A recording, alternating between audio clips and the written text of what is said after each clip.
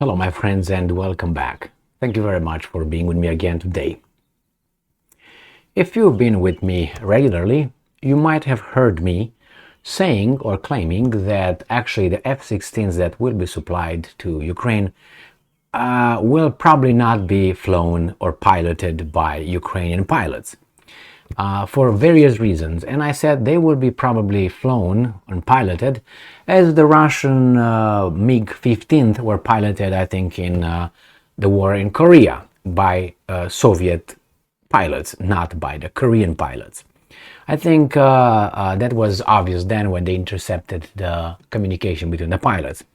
So there's many reasons why I don't think that Ukrainians will be allowed near those planes unless they just clean them, okay, or taxi them or something, drag them around the airfields. And today it seems like the Russians, after they told me what to tell you, it was a joke, YouTube, take it easy, or whomever else is around here. The Russians now, they come and say the same thing I kind of said. But the problem is they say very strangely that they say, well, if the NATO provides F-16s to Ukraine, who's going to pilot them? Where are they going to fly from? Isn't that the NATO's involvement?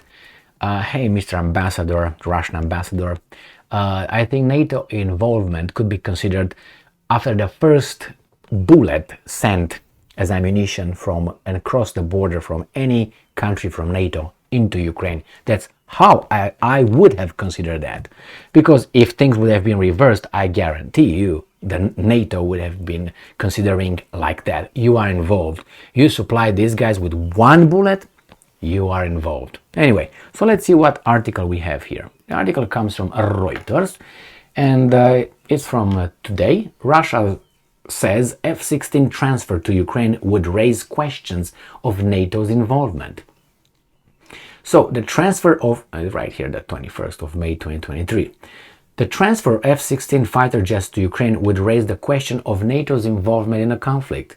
Russia's ambassador to the United States, Anatoly Antonov, said in remarks published early on Monday, and I'm quoting, "There is no infrastructure for the operation of the F-16 in Ukraine, and the needed number of pilots and maintenance personnel is not there either," end quote, Antonov said in remarks published on Embassy Telegram messaging channel.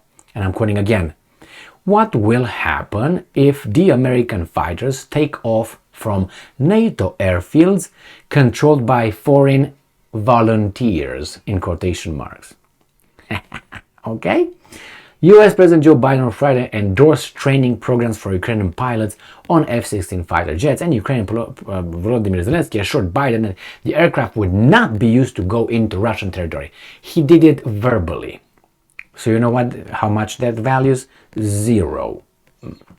Antonov said any Ukrainian strike on Crimea would be considered a strike on Russia.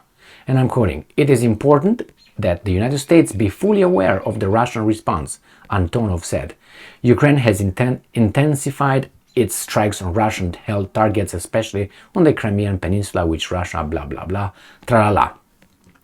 Now, the thing is this, he said there's a program over there ready to train the Ukrainian pilots.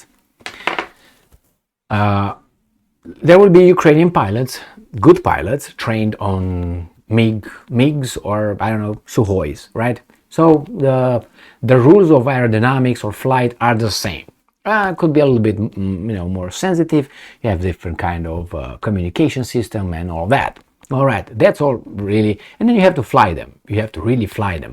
You can use, here and there, like simulators and so on, but you still have to fly it. It's a different thing when you fly it and so on.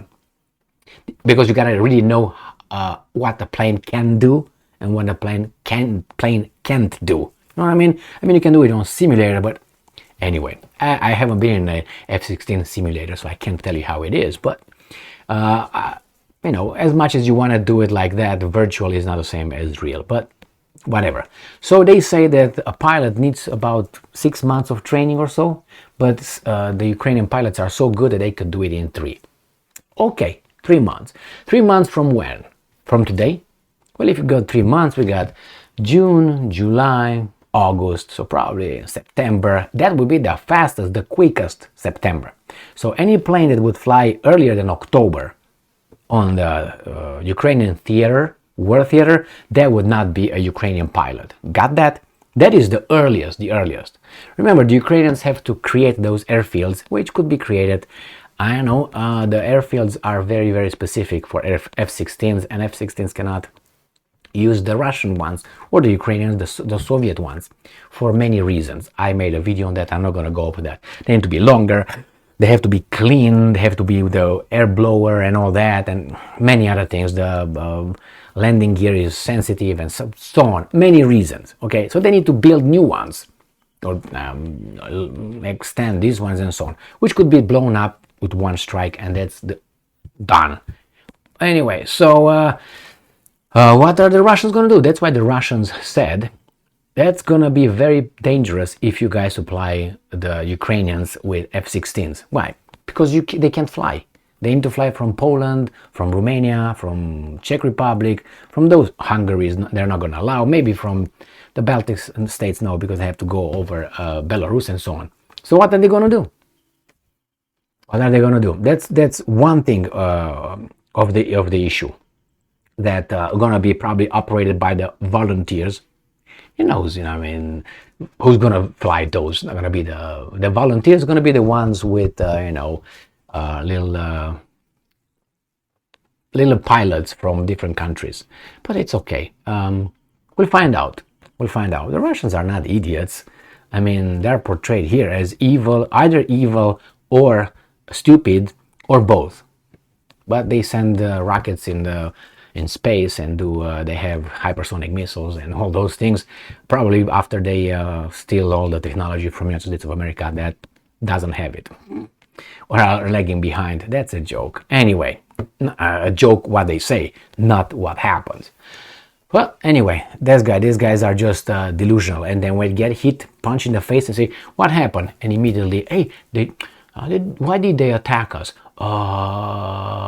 They hate our values, and our freedoms. They hate our freedoms. Yeah, that's what it is. Don't bother to think, hey, wait a second.